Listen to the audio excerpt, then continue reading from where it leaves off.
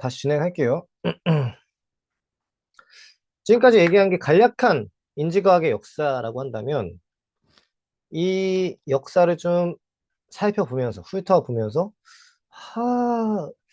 그래, 인지신경과학까지 오면은 의식의 수준이라는 건 달리 말해서 뭐냐면은, 얼마나 이 사람이 깨어있느냐, 얼마나 이 사람이 각성해 있느냐, 얼마나 이 사람이 좀, 각성보다는 좀 멀어져 있는 상태냐, 이런 걸 좀 볼 수 있는 것들을 인지신경과학에서 정보 이론과 엮어서 어느 정도 좀 살펴볼 수 있는 게 작금의 주류 인지신경과학의 현실이라면, 여전히 느낌과 같은 정말 우리가 진정으로 살펴봐야 할 정말로 중요한 의식의 내용은 도외시되지 않았느냐. 마치 물론 행동주의보다는 우리의 인지신경과학은 많이 진일보를 했죠. 그렇지만 조금 유비를 하자면, 행동주의가 마음을 알기 위해서 마음에 배제한 것처럼, 그런 역설적인 상황을 벌리게 한 것처럼, 여전히 느낌이라는 아주 아주 중요한 마음의 요소들을 의도적으로 피하고 있었던 게 아닌가. 연구하기 어려워서 그렇죠, 솔직히. 연구하기 어렵죠. 그만큼 또 연구비 타기도 힘들고, 도전하기 힘들다는 점에서 그런 과학기술 사회학적인 입장에서 연구가 좀 힘들었고, 암흑기에 있었다. 많은 부분 암흑기에 있었다라는 것 정도는 좀 지적을 한 것 같아요. 근데 그래서 이제 다시 프로이트로 돌아오려고 이야기를 꺼내는 거죠. 그래서 꿈의 기능은 소망 충족이라는 꿈의 해석을 꿈의 해석의 명제를 한번 재고찰해 보자. 그러면서 홉슨과 솜즈의 대결을 좀 살펴보게 되는 거고, 그러면서 다시 문제 제기. 꿈이 과학의 대상이 될 수 있는가? 어. 솜즈는 이렇게 답해요. 일부는 그렇고 일부는 그렇지 않아요. 적어도 지금의 현실에서는, 지금의 과학기술 수준에서는. 그리고 두 번째, 프로이트 꿈의 해석을 보면서 꿈의 기능 수망 충족이고, 홉스는 여기에 대해서 그런 거 없다. 꿈이라는 건 여기 활성화 종합 이론이라는 거. 그러니까 그냥 신경 패턴이 그냥 활성화되는 것뿐이야. 어? 어떤 무작위적으로 활성화되는 것뿐이지 어떤 의미가 없어. 어. 그 다음에 대뇌피질이 그냥 이야기를 만들어내는 것뿐이야. 의미가 있는 것처럼. 라는 게 홉슨의 활성화 종합 이론이에요. 굉장히 냉담한 입장이죠. 근데 반박을 해요, 여기에 대해서 솜즈가. 램수면 그거 꿈 아닌데? 램수면이랑 꿈은 동일시할 수 없는데? 그 이후에 이제 순식간에 신경과학계가 프로이트에게 사과해야 함이 자명해졌다라는 구절로 이 일장을 좀 마무리를 하죠. 솜즈가 이쪽 분야에서 대가예요. 이 박사학위가 꿈에 대한 신경학적 연구였고, 91년도에 박사 연구 논문을 내셨죠. 제가 태어나기도 전에. 그래서 보면 문제 제기 봅시다. 꿈은 그러면 과학의 대상이 될 수 있는가? 우리의 의식의 내용, 필링이라는 거가 굉장히 중요하다라는 건 알겠는데, 꿈이 정말 과학의 대상이 될 수 있어? 그래서 여전히 이 당시, 지금도 여전히 좀 의식의 내용, 필링이라는 걸 잘 다루지 않는 사람이 주류적인데, 이때는 오죽하겠어요? 1980년대. 이 당시 박사과정이었죠, 솜즈가, 저자가. 그리고 꿈이야말로, 우리가, 1950년대까지는 정신분석이 정신과 의사들이 좀 주류적으로 채택하고 있었던 거였고, 또 꿈 해석도 꽤 주류적으로 이루어져 있었던 테크닉이었는데, 근데 이후에 그건 주관적인 체험이라는 이유만으로 이제 배제가 되거든요. 행동주의 등 어, 여러 가지, 학파들의 배척에 의해서 좀 배제가 되는데, 그 잃어버린 대표적인 주관적 체험이라고 할 수 있는 꿈, 다 되찾자고 하는 거고, 꿈이라는 게 동기 중립적이고 아무런 의미가 없이 그냥 무작위적으로 어, 활성화되는 패턴이 아니라 뭔가 우리의 심리적인 의미가 여기에 깃들어져 있는, 어떤 동기가 여기에 깃들어져 있는, 그 현상이 꿈이라고 얘기를 하려는 거예요, 여기서는. 느낌에 있어서 굉장히 중요한, 우리가 다시 탈환을 해야 될 아주 중요한 요소라고 좀 보는 거예요.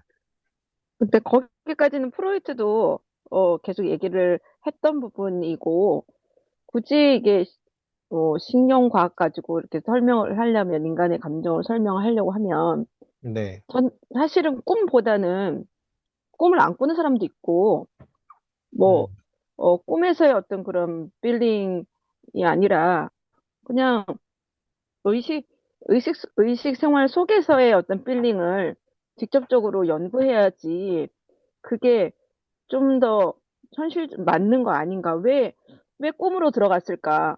음, 가 좀 의아한 질문이었어요. 네, 음, 의아해서. 그, 프로이트도 네. 꿈에 대해서 이미 했는데 왜 다시 프로이트로 돌아갔지? 프로이트가 꿈을 음, 했는데 배제됐기 때문에, 배척당했기 때문에, 다시 네, 돌려내야죠. 그러니까, 그리고 나서, 만약에 네. 지금 시작은 꿈으로 시작을 했지만, 이제 이걸로 인해서 이 솜주가 점점 이제 학문을 발전시켜서, 어, 그 꿈이 아닌 의식 중에, 의식 세계 속에서 느끼는 뭐, 필링까지도 이렇게 연구를 했는지, 그게 아, 좀 그렇죠. 네, 그렇죠. 궁금하기는 해요. 네네. 사실 그렇게 근데, 됐다면 뭐, 네, 괜찮은데, 네. 네. 사실 근데 여러 가지 이유가 있죠. 개인사적으로 그냥 어쩌다 보니까 사실 이 신경정신분석 하려고 솜즈가 박사과정을 꿈 연구를 한 건 아니었는데 연구해 보니까 굉장히 프로이트의 입장에 지지할 만한 게 됐고 본인이 시작한 연구가 꿈이어서 이거 꿈으로 시작한 개인사적인 이유도 있을 거예요.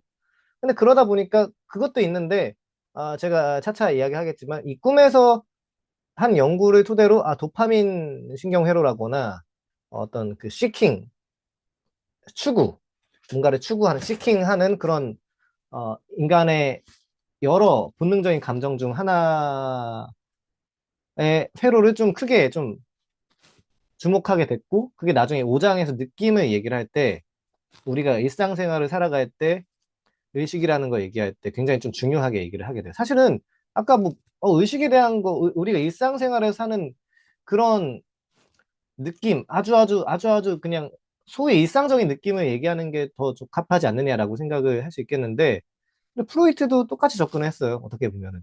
프로이트도 굉장히 병리적인 사람들부터 좀 접근을 하고 히스테리 연구 같은 데서 히스테리 연구라거나 뭐 성욕에 관한 세 편의 에세이라거나 도라에 대한 연구라거나 이따가 좀 꿈에서 다룰 건데 꿈의 해석이라거나 병리적인 사람들 위주로 좀 접근을 한 다음에 정말 무의식 깊은 심층적인 연구를 하고 이후에 뭐 일상생활의 정신병리학이라거나 농담의 무의식이라거나 그런 책들이나 저서나 논문들에서 우리 일상들에서까지 어떻게 보편적으로 확장할 수 있는지를 프로이트가 주로 연구를 했고 그 방식이고 한 다음에 이후에 뭐 종교란 무엇인가 예술이란 무엇인가 다시 엄청나게 확장을 했죠.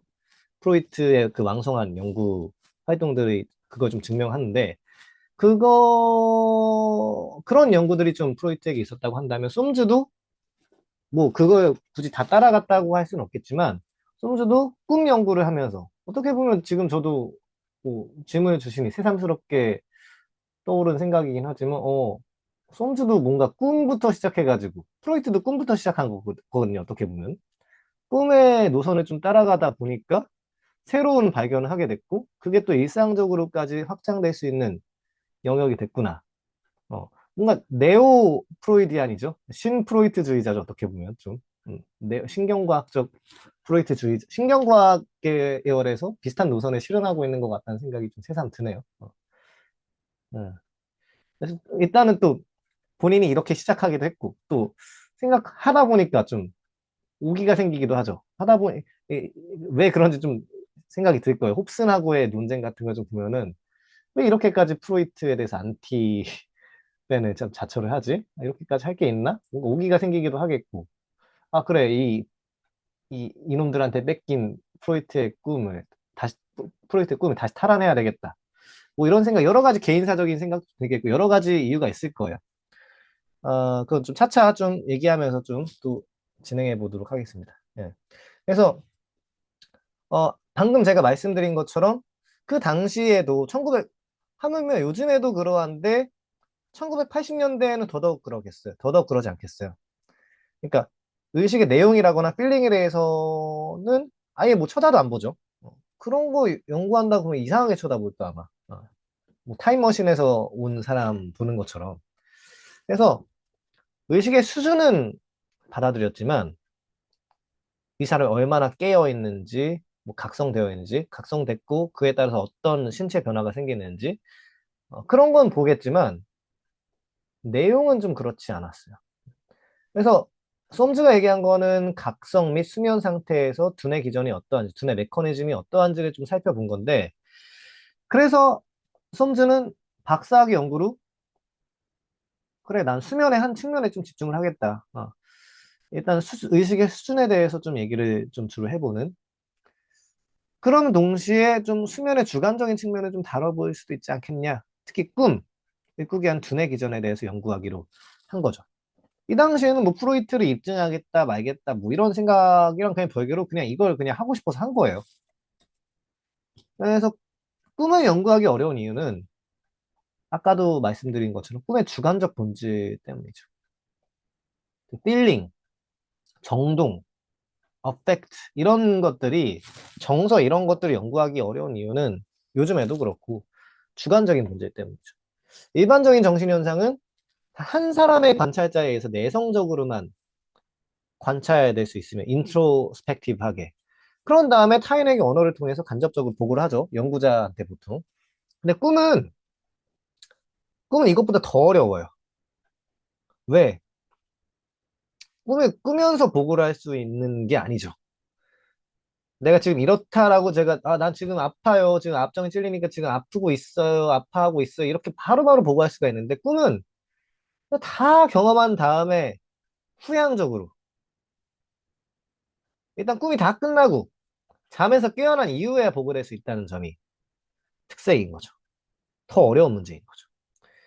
그런데 꿈에 관한 기억이 얼마나 못 믿을 건지 우리는 너무 잘 알고 있잖아요. 이거를 있는 그대로 그 보고를 믿기에는 한계가 많아요. 이게 꿈의 주관적 본질이 가지는 더 어려운 문제라고 볼 수 있겠죠. 그러면서 동시에, 그러면서 동시에, 어, 1950년대 어떤 연구가 있었는지를 좀 얘기를 하고 있어요. 어떤 연구냐면은, 어, 이제 굉장히 연구가 어려우니까, 어려운 상황에서 그러면서 정신분석 연구는 좀 주류야. 이 꼴값지 않은 것들 어떻게 치워버리지? 라는 생각도 좀 있었을 것 같아요. 어떤 사람들은. 이거 어떻게 치워버리지? 근데 그 와중에 1950년대쯤, 53년이죠. 아세린스키하고 클라이트만이라고 하는 사람이 이제 뇌파가 수면 연구에 어떻게 적용될 수 있는지를 좀 보여주는 거예요. 우리가 잠들 때 우리 뇌 활동과 뇌 주파수가 굉장히 뇌 진동수가 줄어들고 그리고 그와 동시에 진폭은 감소하고 근데 우리가 깨어있을 때는 뇌 주파수가 굉장히 활발해지고 이런 것들을 좀 확인할 수 있게 되는 거죠. 수면 시의 뇌파와 각성 시의 뇌파가 어떻게 달라질 수 있는지 그게 굉장히 상관관계가 짙구나라는 사실을 좀 깨닫게 된 거예요.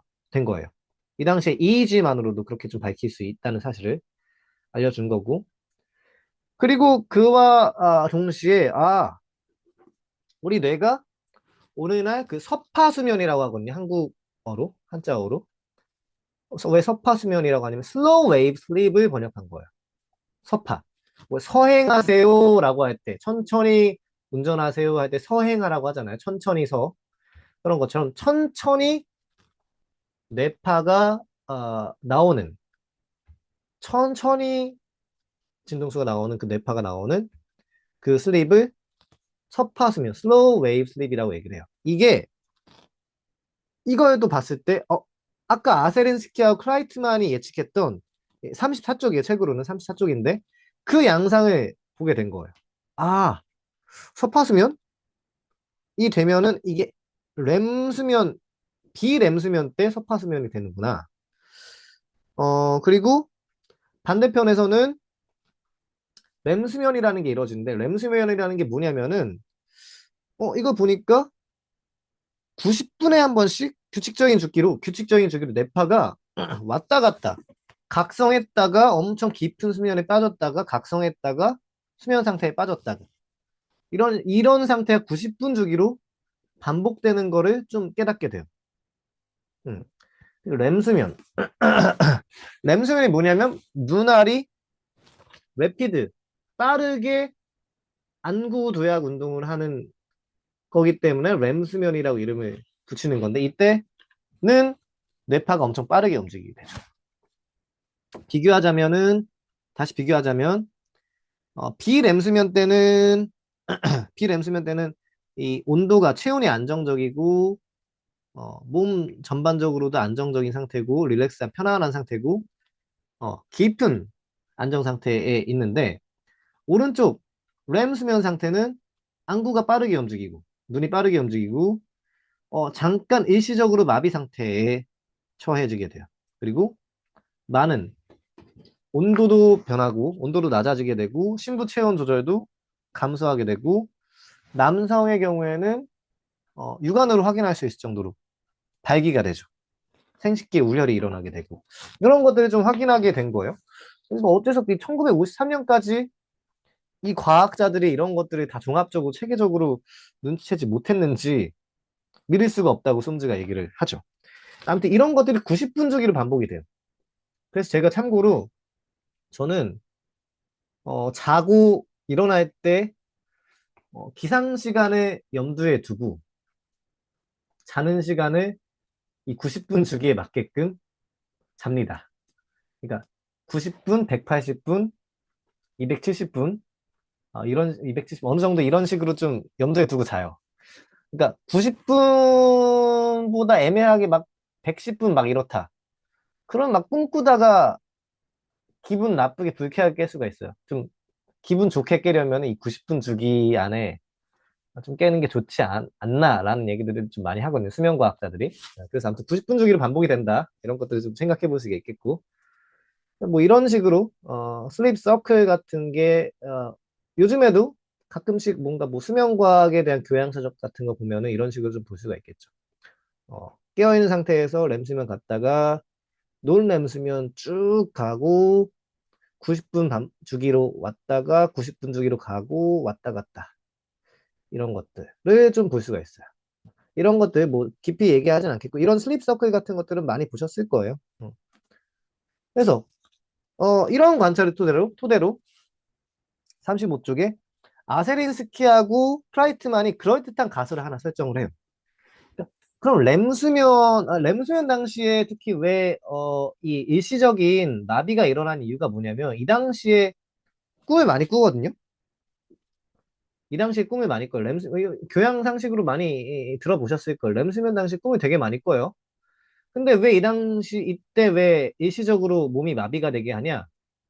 꿈을 꿀 때 우리가, 그 꿈에 대해서 뭔가 반응을 하고, 움직이고 말을 하고 할 수도 있을 텐데, 그 운동, 뭐 생각, 그런 것들이 그대로 고지고대로 이렇게 반응을 하게 된다면 안 되겠죠.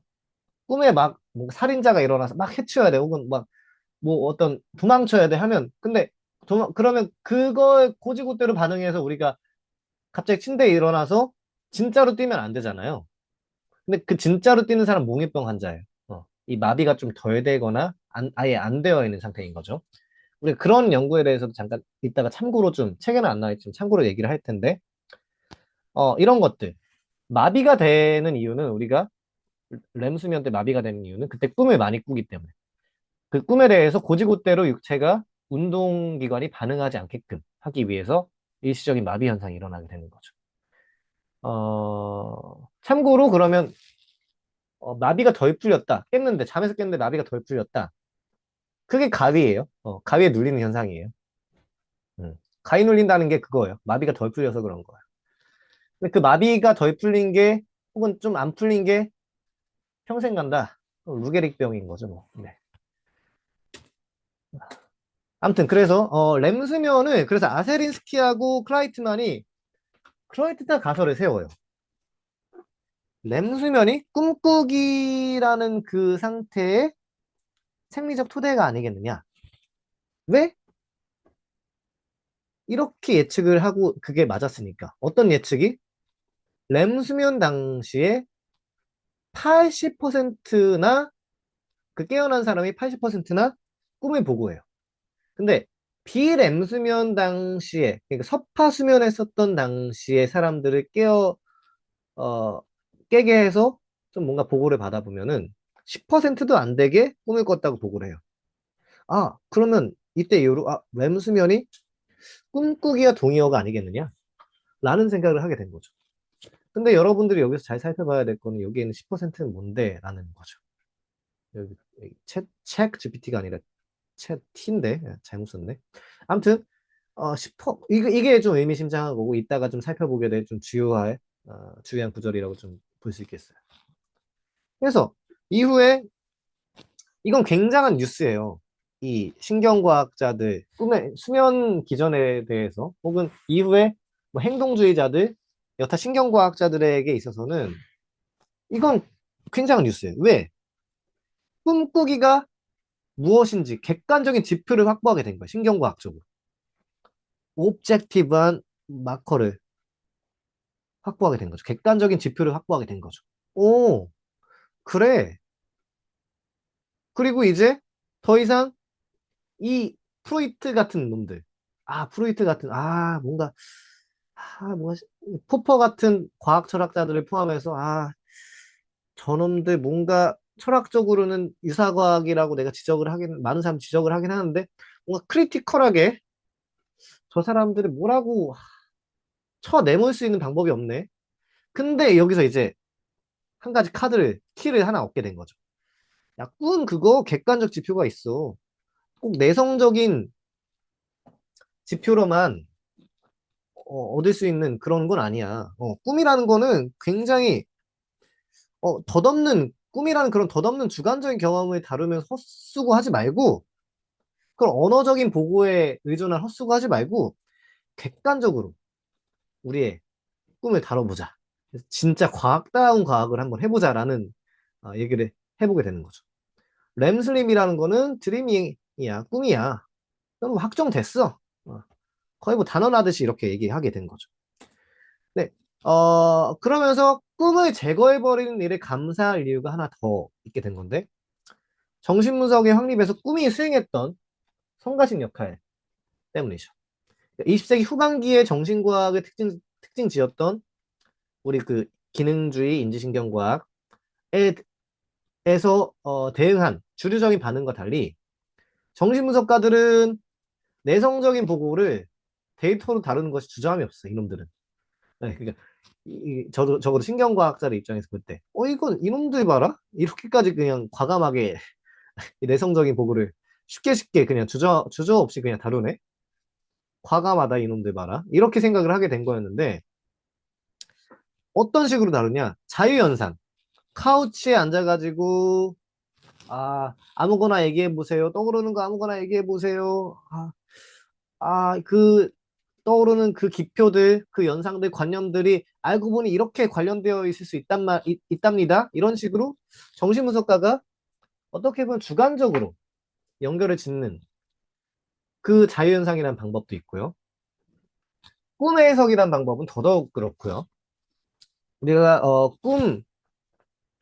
꿈을 현시몽이라고 하죠. Manifest Dream 콘텐트. 현시몽의 내용들이 소원 성취라고 하는 잠재몽을 어, 현시적으로 소원 성취하게 하는 거 아니겠느냐. 우리가 현실에서 이루지 못한 꿈들을 밤에 잠잘 때 소원 성취를 하게끔 이루어지게 하는 게 아니겠느냐라는 식으로 얘기를 하는데, 그 꿈의 해석의 내용들이 상당히 주관적이고 상당히 특히 불쾌할 정도로 뭔가 불편한 해석들도 좀 많단 말이죠. 그래서 이놈들 봐라. 이거 좀 어떻게든 몰아내고 싶은데라는 생각도 좀 있었을 텐데, 그리고 뭔가 좀 별로인 것 같고 뭔가 너무 주관적이고 너무 지 잣대로 해석하는 것 같고 이게 아닌 것 같은 거예요. 그래, 이런 것들. 프로이트의 꿈의 해석을 좀 더 구체적으로 보면 이런 내용을 얘기하는 거예요. 그 의식에서 받아들일 수 없는 그 신입비양, 기표들이, 관념들이, 생각들이 자아 아래로 내려가서 이제 무의식으로 억압이 되면서 근데 위로 올라갈 수는 없어. 잠겨 있어. 잠가져 있어요. 그래서 이것들이 그대로 드러날 수 없기 때문에 변신하면서 비슷하면서 조금은 다른 운하이미한 모습으로 무의식의 형성물들이 이렇게 회귀하는, 억압된 것이 회귀하는 이 현상들을, 현상들을 좀 볼 수가 있겠는데, 이게 무의식의 형성물인데, 프로이트의 작업은 이 사이 연결점들을 어떻게 연결되어 있는데, 하나하나 연결들 찾아보면서, 사실은 원래 이런 거여지 않았을까라고 추론하는 작업이 프로이트의 자유현상 혹은 꿈의 해석이라고 좀 볼 수 있는 거거든요. 그러니까 이거 너무 자의적이지 않냐? 라는 비판들이 계속 끊임없던 와중에, 야, 잘 됐다. 잘 됐다. 너 그거, 성가셨는데, 꿈이라는 거 그냥 램수면이야.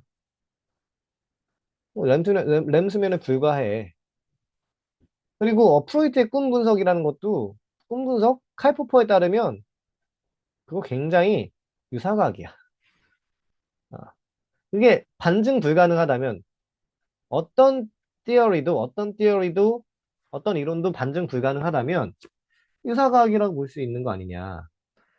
예를 들어서 만약 소망이 발현된, 소원 성취가 됐다고 여겨진 그 꿈의 어, 소망이 꿈에 등장할 필요가 없다면 어떤 꿈이든지 그 이론이 요구하는 바에 알맞게 해석될 수 있다고 얘기를 하는데 이거는 프로이트에 대해서 많이 나오는 비판 중에 하나죠. 예시를 하나 들게요. 이거 괄호가 없네. 예시를 하나 들게요. 유명한 꿈 해석 중 하나예요. 프로이트의 사례 중에 하나. 도라의 히스테리 분석이라는 논문이 있거든요. 1905년 비교적 초기죠. 꿈 내용이 뭐냐? 꿈에서 도라의 선택이 뭐였냐? 집에 불이 났어요. 그래, 아버지를 깨우려고 해요. 근데 어머니는 보석 상자를 먼저 챙겨요. 도라는 결국 집을 빠져나와요. 도라는 여자예요. 음. 근데 집에 불이 난 거를 프로이스는 어떻게 해석을 하냐? 집에 불이 난 거를 몸에 성적 흥분이 발생한 거예요. 집이 몸이고 불이 성적 흥분을 한 거라고 해석을 하고 보석 상자는 여성의 성기라고 해석을 하고 아버지는 억압된 성적 대상이라고 얘기를 하고 그래서 도라는 야 봐봐라 아버지래서 물론 이 꿈만 가지고 해석하는 건 아니에요. 자유현상 한 것도 자유현상하고 상담하고 분석하고 이런 것들을 다 정보를 대상으로 엮어서 결국 이건 이렇게 엮여지는구나. 무슨 꿈 해몽하는 것처럼 해석을 하는 건 아니에요, 결코. 그런데 이걸 토대로 도라는 아버지에 대한 억압된 성적 소망을 가지고 있어. 라고 결론을 내린 거 보면은 좀 진짜 그런가? 라는 의문이 충분히 들 수 있기 마련이잖아요.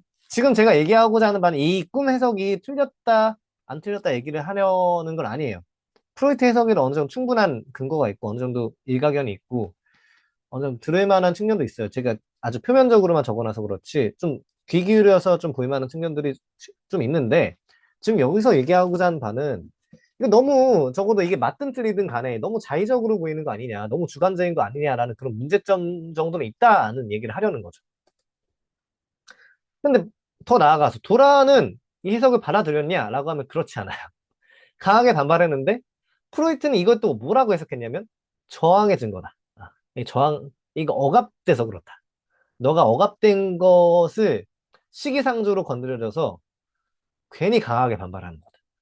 그래서 이게 난점이 뭐냐면은 동의하면 그 이론이 맞는 거고, 야 부정하면 너가 억압돼서 그런 거야. 억압돼서 너가 저항을 하는 현상이 생기는 거야. 그 증거야. 이런 식으로.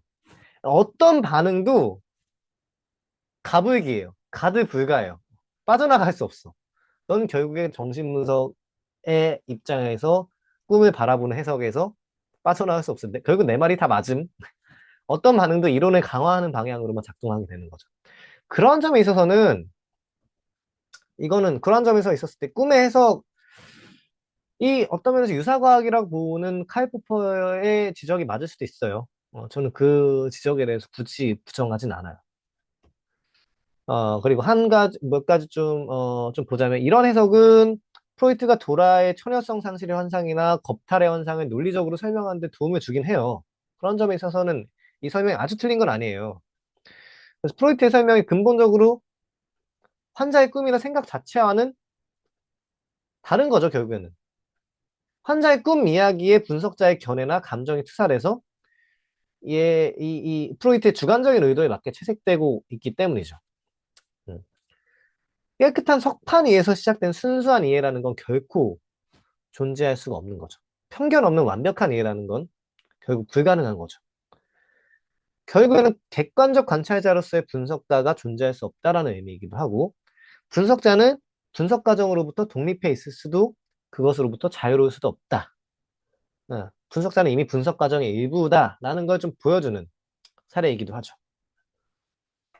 그래서 결국에는 프로이트의 꿈 분석도 유사과학의 일종이지 않느냐라는 이야기를 피할 수가 없는 상황에서 여기서 더 킥이 들어갑니다.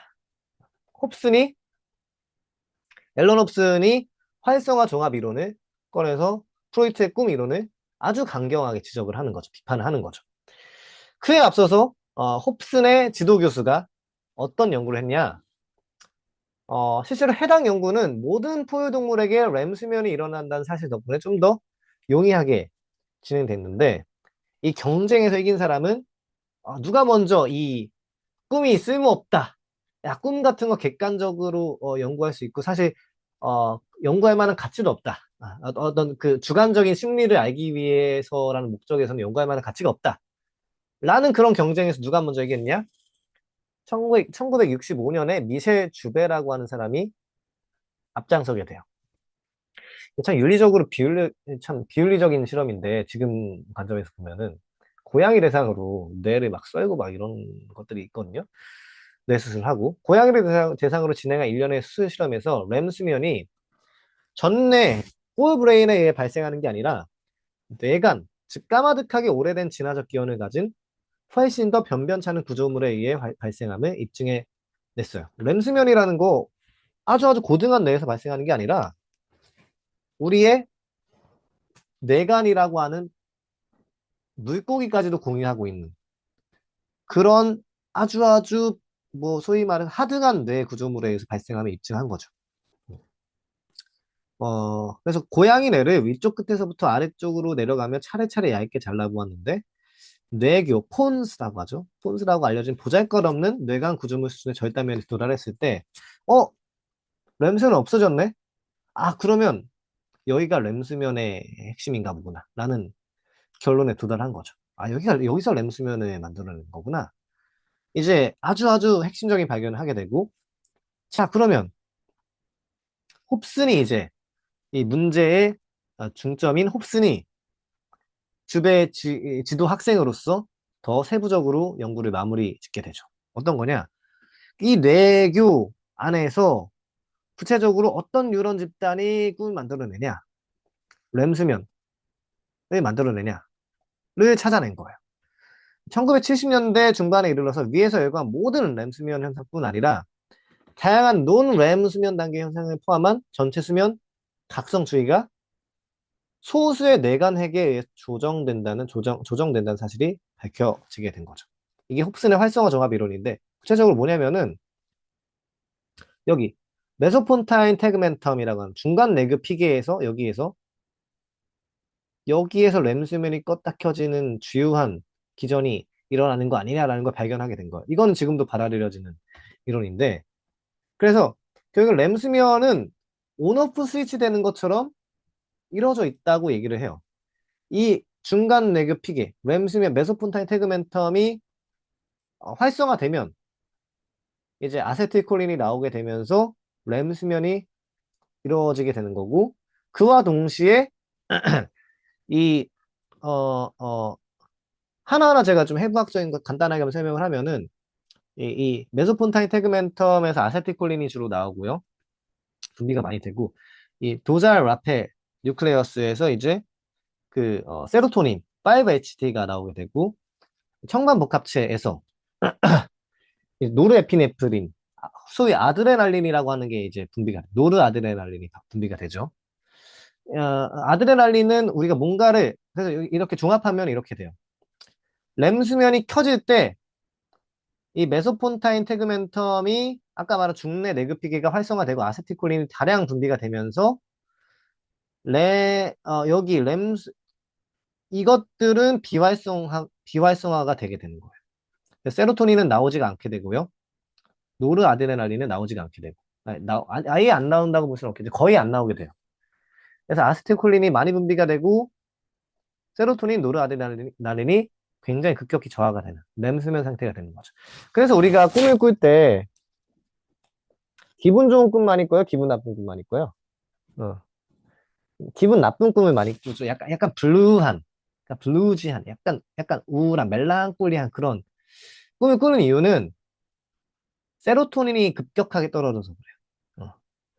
그리고 반대로, 아, 세로토닌 재흡수 억제제라고 하죠. 그 우울증 약으로 많이 복용하는, 그 약을 복용했을 때에는 꿈을 덜 꾸게 되는 현상들이 벌어지게 되죠. 왜냐면 렘 수면 좀 덜 꾸게 되니까.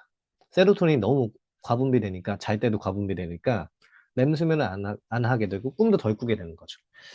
하여간에, 그리고 노르아드레날린이 엄청 급격하게 떨어지는 걸로 뭔가 우리가 설명할 수 있는 건 뭐냐면은, 아드레날린이라는 거는 우리가 뭔가에 대해서 주의 집중하고, 어텐션 할 수 있게 만드는, 물질이거든요.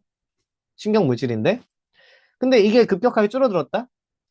그럼 어떤 무언가에 대해서, 특정한 무언가에 대해서 주의 집중할 수 있는 능력이 굉장히 떨어지게 된 거예요. 그렇다면 어떤 거에 주의 집중할 수 있는 상태가 아니라는 건 곧 모든 거에 대해서 주의 집중하게 된다는 거예요. 그래서 꿈이라는 게 이 장면이었다가 저 장면이었다가 꿈의 장면이 급격하고 빈번하게 전환이 되는 이유가 노르아드레날린이 급격하게 저하돼서 그런 거다라는 이야기들이 해석들이 많이 있습니다. 그래서 아무튼 렘 수면이 이런 식으로 온오프 스위치가 되는 것들을 앨런 홉슨이 발견했다더라 라는 걸 이렇게 좀 이야기를 할 수 있겠고 있겠고 이제 이렇게 이제 홉슨이 다시 아까 얘기했던 인포그래픽을 다시 좀 가져오자면은 홉슨은 이런 얘기를 한 거예요. 아, 그러면 렘 수면은 꿈과 동일시가 되는 거고 그리고 이런 뇌관이라고 하는 건 우리의 고등한 뇌가 아니잖아요. 여기서 고등한 뇌가 아니고 여기서 우리의 꿈이 발생하는 거라면 주로 발생하는 거라면 그러면 그 대뇌피지가 거리가 먼 하등한 부위에서 발생하는 거라면 우리의 감정, 사고, 동기, 모티베이션이 여기에 개입될 수 있는 여지가 없겠네. 그러니까 꿈은 굉장히 동기 중립적인 기계적인 현상이겠네. 마치 숨 쉬는 것처럼 소화를 하는 것처럼 굉장히 기계적인 현상이겠네. 라고 영감을 얻은 거예요. 그래서 우리가 90분 동안 렘수면, 논렘수면 이렇게 왔다 갔다 하는 현상들은 그러면서 꿈을 꾸게 된 현상들은 굉장히 동기중립적인 거예요. 그냥 뭐 사주 보고 아니면 뭐 그냥 어떤 어디다가 얼룩 찍힌 거 보고 점치는 것과 다를 바가 없다고 해석을 하는 거예요. 꿈을 보고 뭔가 의미를 찾을 수 있다는 거 그 헛소리다. 그건 굉장히 기계적인 현상인데도 불구하고 그거 가지고 의미를 부여해? 숨 쉬는 거 가지고 의미 부여하는 것과 다를 바가 없어. 이런 얘기를 어, 하고 홉슨이 굉장히 강경하게 프로이트를 비판하는 거죠. 그 이걸 통해서 정신분석이 토대가 무너지게 됐어요. 많이. 1950년대까지만 해도 정신과 의사의 대부분들은 정신분석 수련을 받지 않고서는 정신과 의사가 될 수 없었거든요. 정신분석과가 아니고서는 미국 대학의 테니어 정신과 의사가 될 수가 없었어요. 정신과 교수가 될 수가 없었어요. 근데 오늘날은 그 반대죠. 정신분석가는 정신과 교수가 되기가 거의 불가능한. 그 반대가 된 상황을 처하게 된 장본인 중 하나가 앨런 홉슨, 주대 이런 사람들, 행동주의자들 이런 사람들이 그런 입장에 있다고 볼 수 있겠는데 그래서 정신분석이라는 거는 기본적으로 꿈에 기반한 입장이고 꿈이 근데 헛소리래. 그럼 정신분석이 많이 다량 무너지게 되는 거죠. 자, 그런데 솜즈는 이렇게 반박을 해요. 물론 이 홉슨을 반박하려고 꿈을 램 수면을 연구한 건 아니었는데 제가 그냥 마치 수면 기전에 연구하고 꿈에 대해서 분석을 하고 연구를 한 거에 따져보면 놀랍게도 솜즈가 박사 과정에서 연구를 하다 보니까 램수면 만들어낸 뇌 부위에 손상을 입은 환자들이 그러니까 그 아까 말한 메소폰타인 테그멘텀에 비롯한 여러 부위에 손상을 입은 환자들이 여전히 꿈을 경험한다는 사실을 발견한 거죠. 어. 이에 더해서 꿈이 완전히 없어진 환자들의 뇌 손상 부위는 완전히 다른 곳에 있었다는 사실을 발견하게 돼요. 어. 꿈꾸기와 렘수면은 달라. 이중헬이라고 부르는 관계에 있어. 둘은 서로서로 연관성이 있지만 보통 일반적으로 이 둘은 동시에 일어나지만 동일한 건 아니야. 왜? 구체적으로 얘기하자면 각 미주에 있는 건데 만약 두뇌 X라는 영역에 손상이 생겼을 때 A라는 기능은 상실되지만 B라는 기능이 상실되지 않는다면 A라는 기능과 B라는 기능은 동일한 것일 수가 없겠죠. 당연하죠, 의견. 다시 말해서 지금 이 경우에서도 램 수면 기능과 꿈꾸기 기능은 동일한 것일 수가 없어요. 램 수면 기능과 관련된 영역에 손상이 생겼음에도 불구하고 꿈꾸기 기능을 꽤 많은 사람들이 여전히 가지고 있기 때문에 그렇기 때문에 이 두 기능은 서로 연관성이 있지만 둘이 동시에 보통 일어나지만 동일한 것은 아니라고 얘기를 할 수가 있는 거죠. 솜즈가 어떻게 반박을 했냐면, 어, 자, 그, 동물 실험을 하거나 아니면 여러 가지 꿈과 꿈이 어떤 특정 해부학적 영역들이 손상됐을 때 임상적으로 어떤 기능이 손상이 됐는지 그런 것들이 솜즈의 박사 과정 연구였단 말이죠. 대부분의 것들은 뻔했어요. 뭐, 시각 관련 피질이 손상됐을 때는, 이 사람은 좀 시각이 없는 꿈들을 주로 꾼다더라.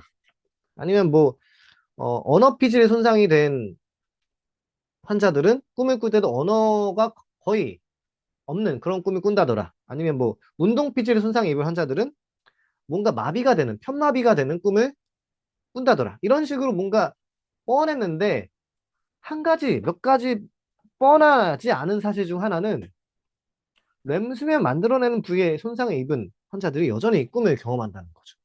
어떤 거냐? 그러니까 꿈이 완전히 어떤 거냐면은 여기 보면은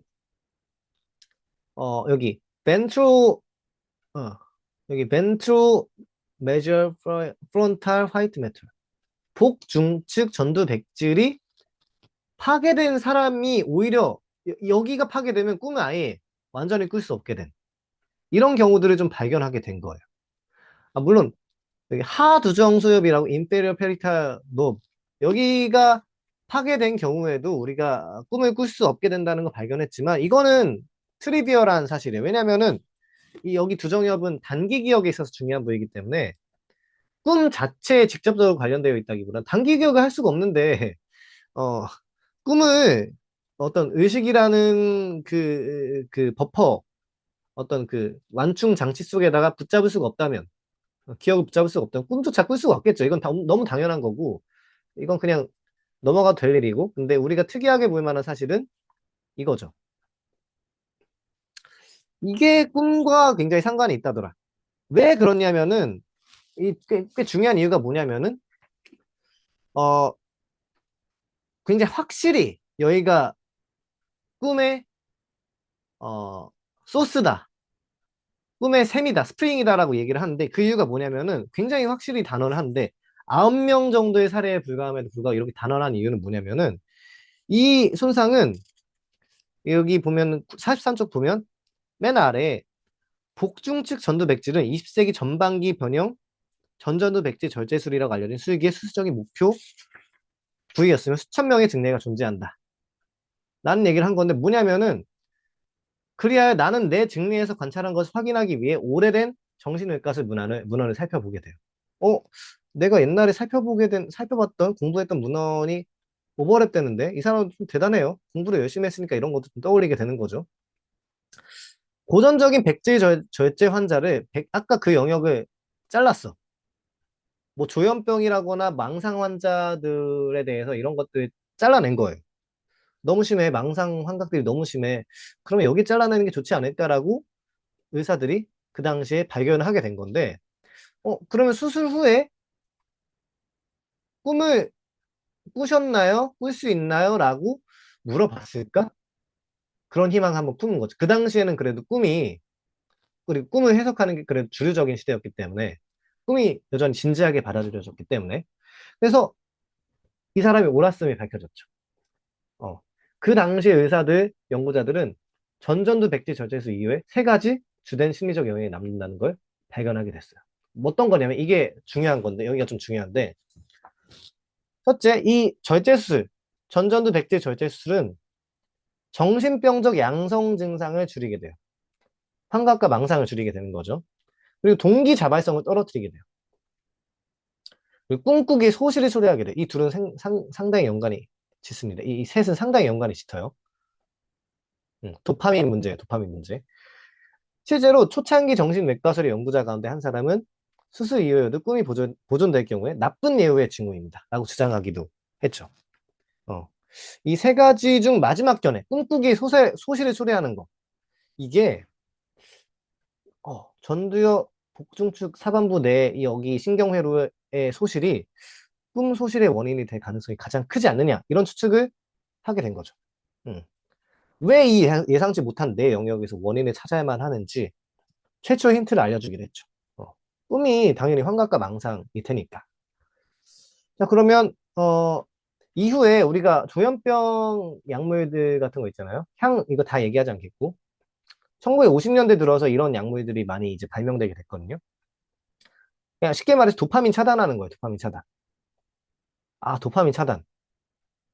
그리고 의도치 않게 이 회로에 손상을 입은 이 환자 9명도 마찬가지로 전전두 백제 절제술로도 이 회로가 잘려나가기 때문에 이 회로가 꿈을 발생시키는 체계가 아니겠느냐. 도파민 관련 회로거든요, 여기가. 그래서 다시 잠깐 여기를 좀 얘기를 하자면 꿈도 잃어버릴 뿐만 아니라 동기, 자발성, 인생의 흥미, 삶에 대한 흥미까지 잃어버린 이유가 이거예요. 도파민 회로이기 때문에. 도파민 회로도 차단되게 되는 거죠. 차단되기 때문에. 환각과 망상까지 줄여지게 될 뿐만 아니라 이것까지도 부작용이 생기게 되는 거죠. 참고로 그래서 조현병 약 복용했을 때 좀 약간 삶에 좀 흥미가 많이 떨어지게 된다. 의욕이 많이 떨어지게 된다.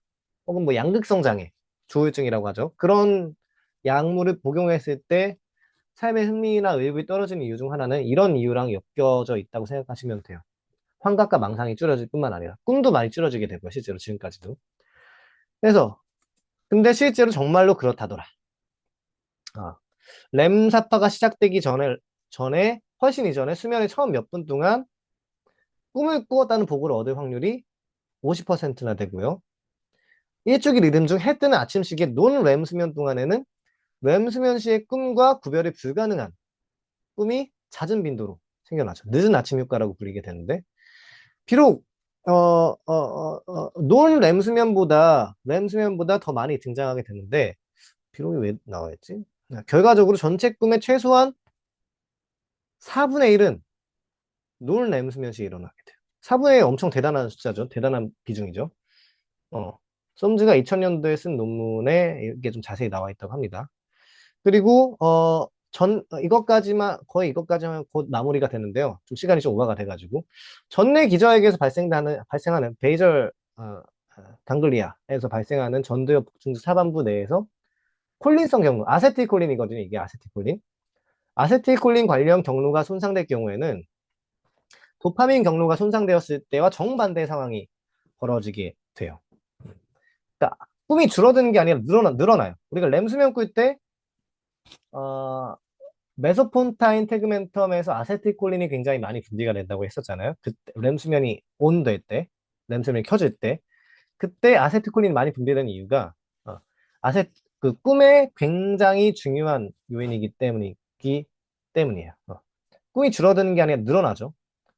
홉스는 이 아세틸콜린이야말로 꿈의 동기 중립적 발생원이라고 주장했는데 약물학적으로 아세틸콜린이 차단하면 콜린성 경로가 손상될 때 벌어지는 일과 똑같은 일이 벌어지게 되는 거죠. 차단하니까 아까 말한 그 도파민 차단한 약처럼 항콜린성 약물 같은 거 먹였어.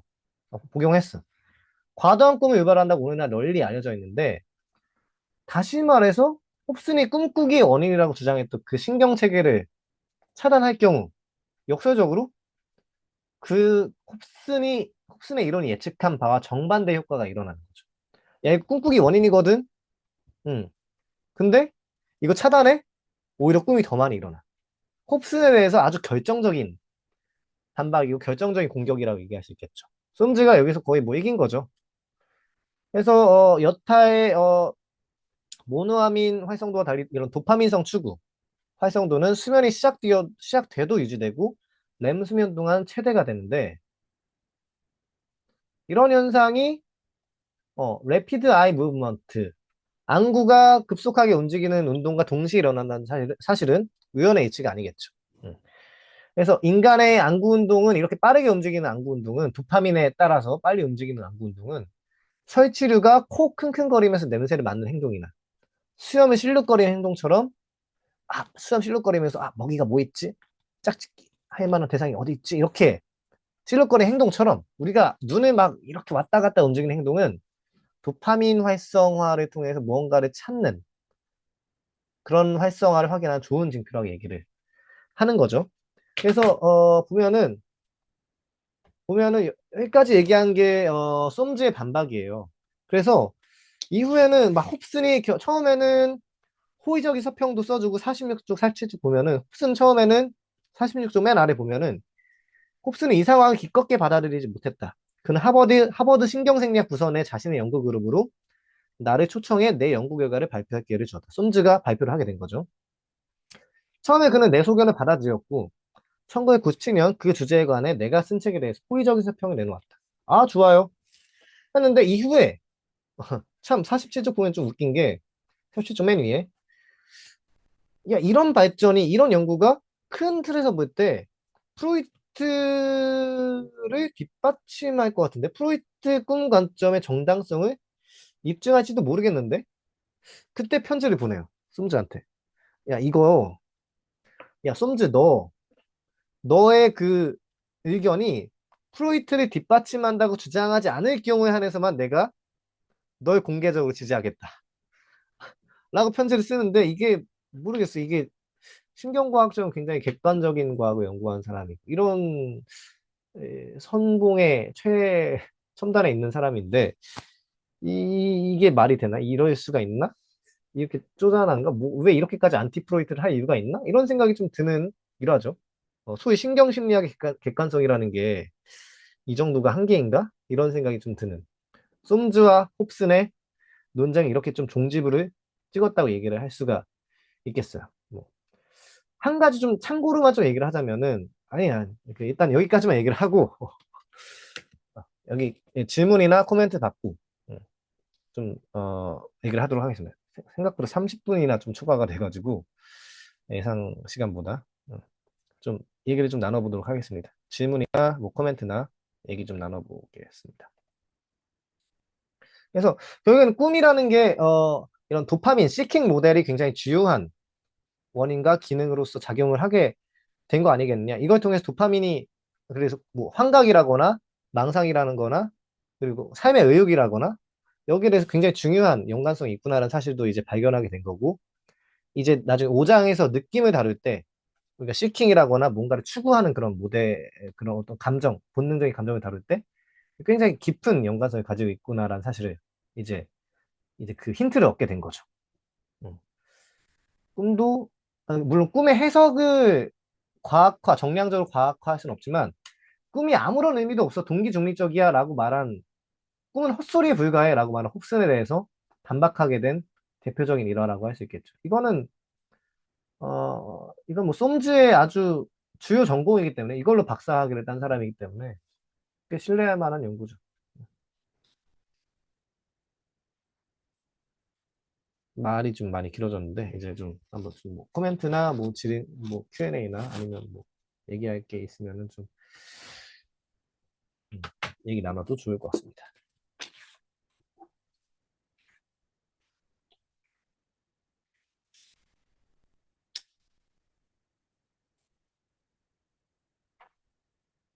그래서 순식간에 신경과학계가 프로이트에 대해서 이제 사과해야 함이 자명해졌다라고 이제 코멘트를 솜즈가 좀 달았죠. 어, 소망과 연관될 만한, 소원 성취와 연관될 만한 것들이 프로이트에게 내재되어 이미 프로이트가 꽤 직감적으로 예견을 했던 거고, 신경과학이, 솜즈의 신경과학이 이걸 다시 재고찰하면서 입증하게 된 거죠. 이건 소망 성취, 소원 성취와 꽤 관련이 있는 거지. 이렇게 보니까. 이 정도는 입증하게 된 거예요. 아주 조심스럽게.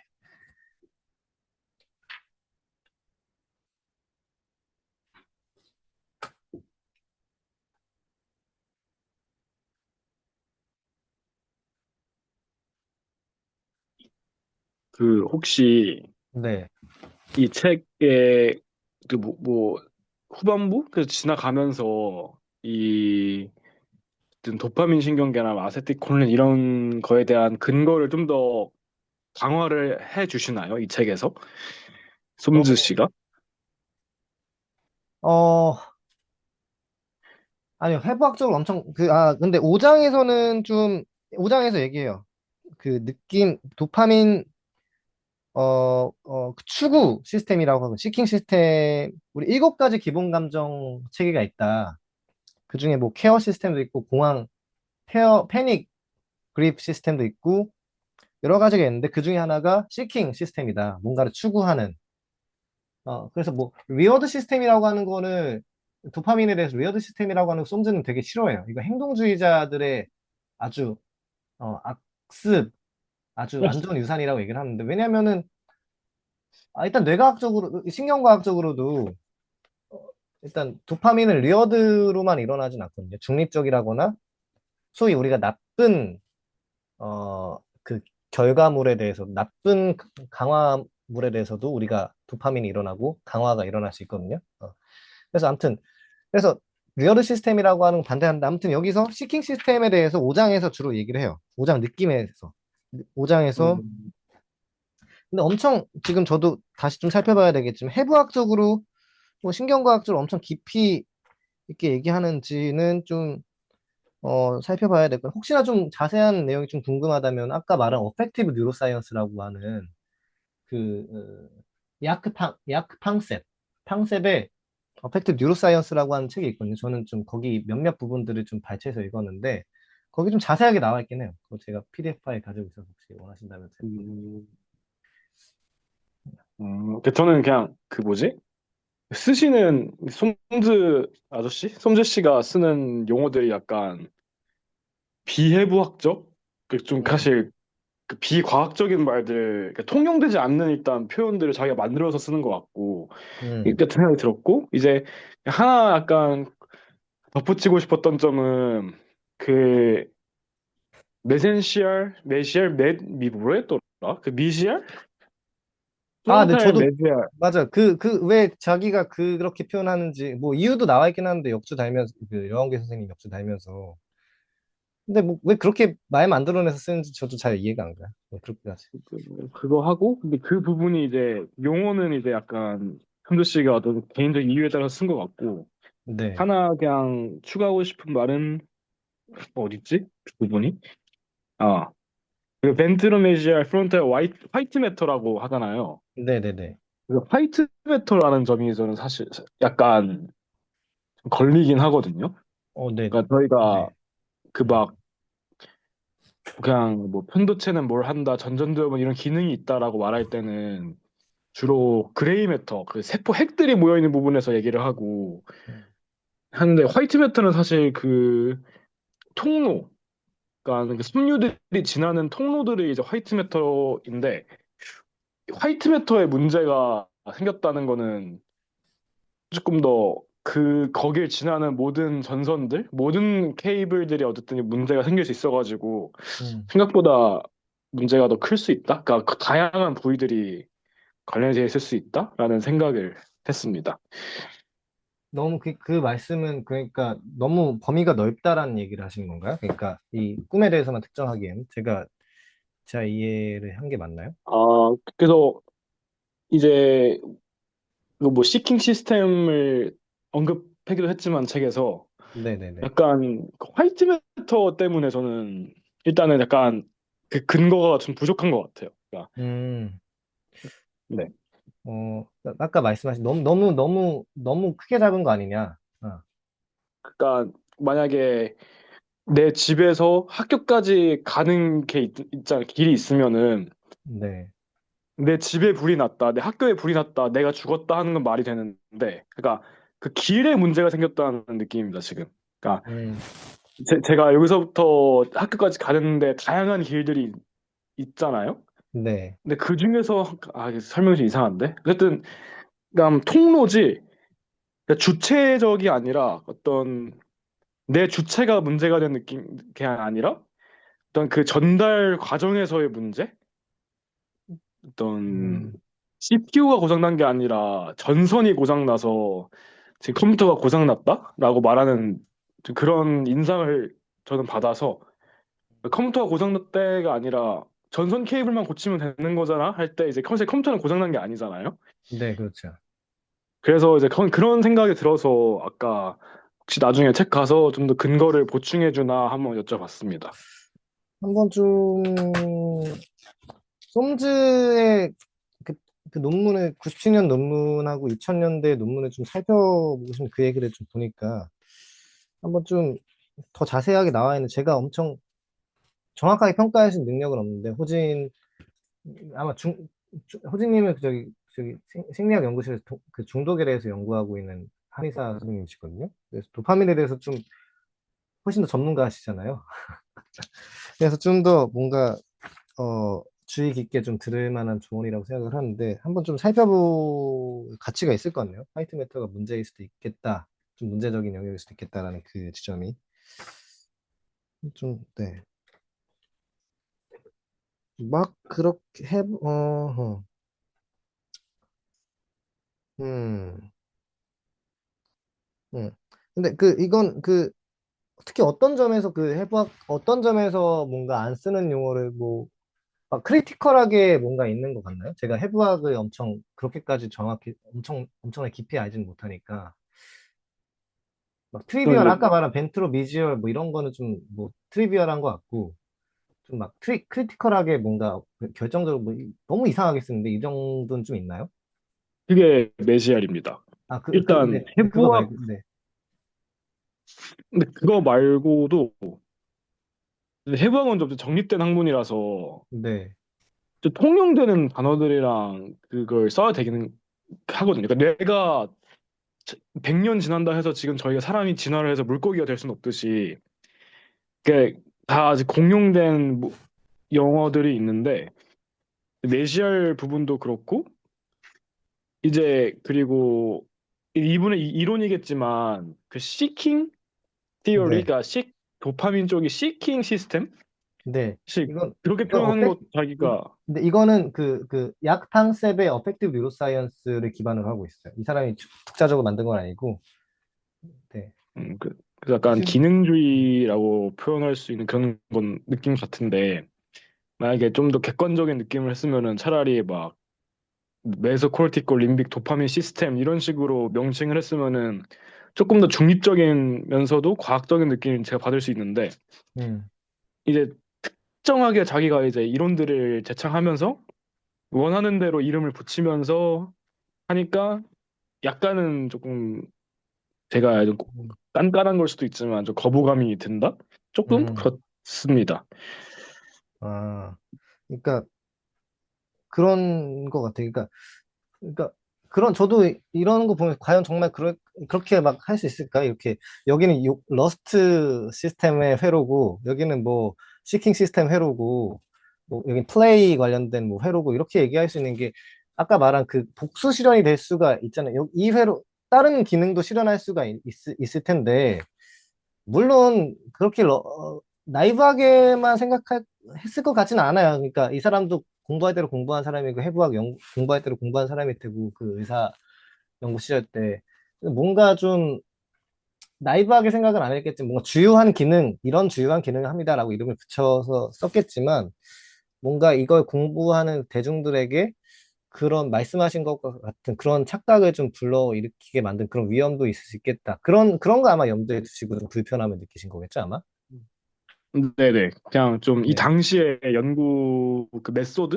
그러니까 이때는 뭐 MRI 같은 것도 없었을 테고, 음. 그러니까 있긴 했겠지만 이렇게 실용적으로 활용되지 않았을 때고 왜냐면 이의지가 이제 처음 쓰이던 시기잖아 이때가 네. 이때쯤이 그래서 좀 그런 연구 방법론 그러니까 이론적인 게 아니라 그 물리적으로 측정 불가능한 영역들이 있기 때문에 한계를 그런 어쩔 수 없이 건든 것 같고 제가 그래서 이 화이트 매터가 나와가지고 저는 그 아틀라스가 다 있거든요. 지도? 그러니까 요즘은 검색만 하면은 다 알 수 있습니다. 그 뇌가 어떻게 연결되어 있는지 그런 것도 보니까 좀 쉽지 않은 것 같아. 이 부분이 이제 앞으로는 시킹 쪽에서 뭐 책에선 풀어 나가겠지만 아직은 제 분야라서 좀 예민한 걸 수도 있지만 조금 그 설득력이 좀 부족하다라는 느낌을 받았습니다. 음,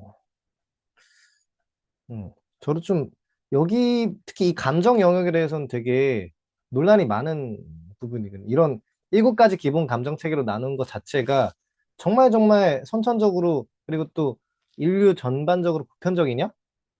여기에서 반대하는 그 정말 빅 네임들도 만만찮게 있거든요. 엄청나게 유명한 사람, 리사 페드만 베럿 같은 감정은 어떻게 만들어지는가 같은 그런 책 같은 데서도 그것도 한 5년 전쯤에 제가 읽었는데 그때 그 사람이 말하는 거 그런 거 없다.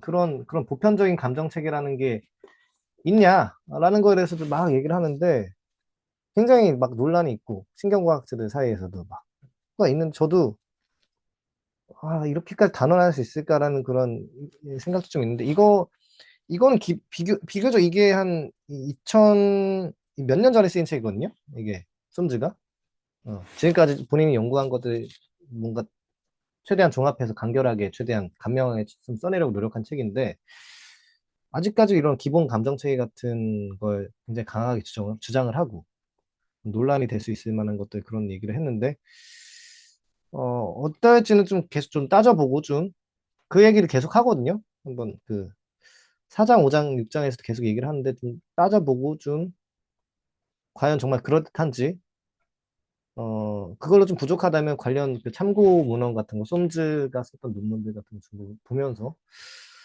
좀 보충을 해야 될 것 같아요. 물론 여러분들이 하시진 않아도 되고 제가 좀 구체적으로 살펴봐야 될 것 같아요. 제 연구와 관련된 분야이기 때문에 또 이것도. 아무튼 좀, 호진님의 좀 좋은 피드백이 좀 도움이 될 것 같습니다. 네. 그리고 이제 약간 여담이지만 그 네. 기본 감정 체계 말씀하셔가지고 하면은 한의학에서는 있다고 봅니다. 있다고 네. 여기는 것 같습니다. 사상 체질에서 4가지 감정 나누거든요. 기본적으로. 에노히라 그런 거 말하는 네, 건가? 네, 네. 네. 에노라키 나누는 가지고 뭐 동양 쪽에서는 동양 철학에서는 좀 있다고 생각하는 경향인 것 같습니다. 음. 근데 뭐, 그죠. 한의학에서는 저도 그런 걸로 알고 있는데, 한의학만이 동아시아의 주요한 생각들을 다 대표할 수는 없을 것 같다는 생각도 하거든요. 막 도가 철학도 있고, 여러 가지 육아만 우리의 그 사상 세계를 다 지배해온 건 아닐 테니까, 모르겠어요. 한의학이 육아인가? 제가 잘 몰라요.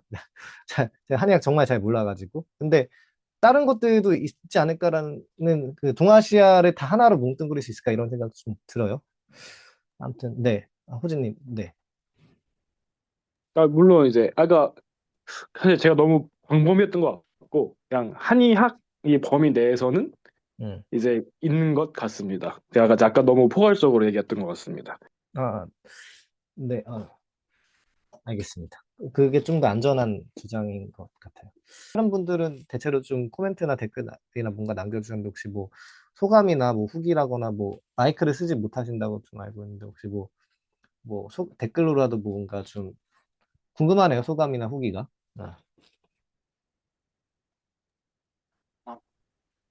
마이크 쓸 수 있는 공간으로 아, 옮겨가지고, 네네네.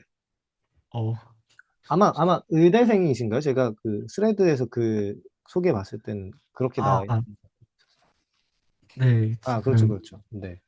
본과 메디컬이시죠. 1학년 올라가는, 이제 본과 1학년 올라가시나요? 네, 그, 음.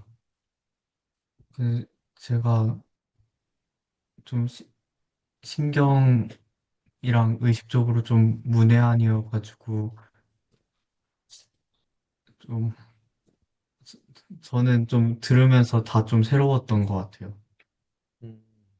그래서 그나마 이제 그 수면이나 그런 거는 기초신경계 배우면서 한번 다 배우고 시험 봤던 부분들이었는데 이렇게 좀 다양하게 연결될 수 있는 부분들이 많아서 아, 역시 요즘 뭐 옛날부터 떠오르고 있긴 했지만 떠오르는 뇌과학 분야구나 싶었습니다. 아마 그 인턴이나 뭐 여러 연구에서 막 파편적으로 막 들었던 것들이나 뭐 기초 신경과학에서 들었던 것들이나 여러 가지 것들이 이런 역사들을 통해서 정립된 거구나. 인지과학 역사를 통해서 좀 이해를 하시면 좀 더 파편적으로 되어 있던 것들이 좀 종합적으로 엮여지는 측면들도 있을 거고 그리고 앞으로 좀 자유에너지 원리 같은 거 좀 접하고 좀 얘기를 좀 해보시면 이게 이렇게 좀 통합될 수가 있겠구나라는 생각도 좀 하실 수 있을 것 같고 아무튼 계속 좀 이야기하고 교류할 기회가 있으면 좋겠습니다. 참여해 주셔서 감사합니다.